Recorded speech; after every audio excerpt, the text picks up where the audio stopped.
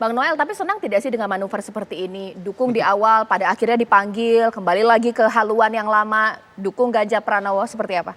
Saya soal senang atau tidak bukan di situ ya. Substansi yang paling penting adalah poin yang disampaikan Budiman Sujatmiko itu. Ayo kita bicara tentang masa depan, jangan bicara tentang masa lalu. Karena narasi bicara tentang masa lalu kan itu dari kader PDIP.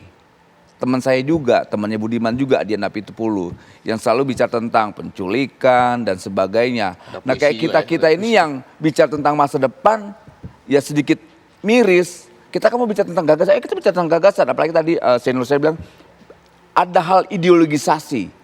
Ayo bicara tentang ideologi, bicara tentang cita-cita, bicara tentang gagasan. Nah, kalau seandainya sekelas partai tidak bicara tentang gagasan, tidak bicara tentang ideologi, ya bukan partai namanya, itu ormas, turunin lagi. Partai itulah organisasi terbesar dari sebuah organisasi manapun. Nah, namanya partai. Nah, kalau seandainya partai tidak mampu memberi sebuah tawaran-tawaran besar buat bangsa ini, ya jangan jadi partai. Maksudnya kayak gitu loh. Ganjar tidak punya gagasan dibanding Pak Prabowo atau bagaimana nih? Kan dari awal saya bilang, Ganjar itu pertama tidak punya gagasan, sombong dan angkuh. Dan itu berkali-kali saya sampaikan. Jadi menurut saya nggak pantas Ganjar untuk memimpin 2024. Itu saya sampaikan. Bang Ege, apakah ini sebenarnya kesukaan itu secara personal itu yang jadi alasan langkah-langkah manuver dari elit-elit PDIP ini? Rasanya komplit. Mungkin ada kesukaan, ada...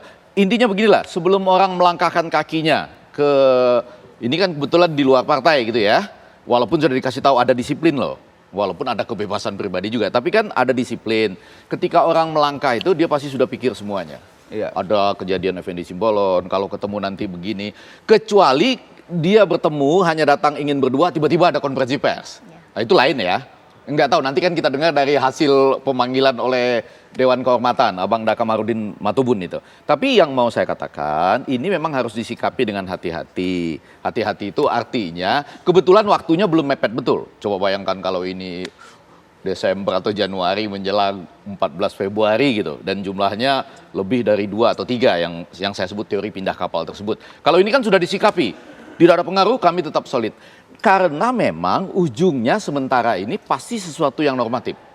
Karena kalau tidak di ujungnya itu bisa ada teori viktimisasi gitu.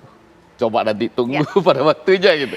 Saya ingin berbicara tentang masa depan, saya ingin punya kebebasan, tetapi saya menjadi demikian. Gitu. Nah ini harus hati-hati disikapi. Gitu. Kita tunggu ya, bagaimanapun juga politik ini cair, apalagi kita tunggu juga kira-kira apakah kembali kemudian dipanggil oleh Dewan Kehormatan. Hasil pertemuannya seperti apa ya? Enggak, pasti dipanggil.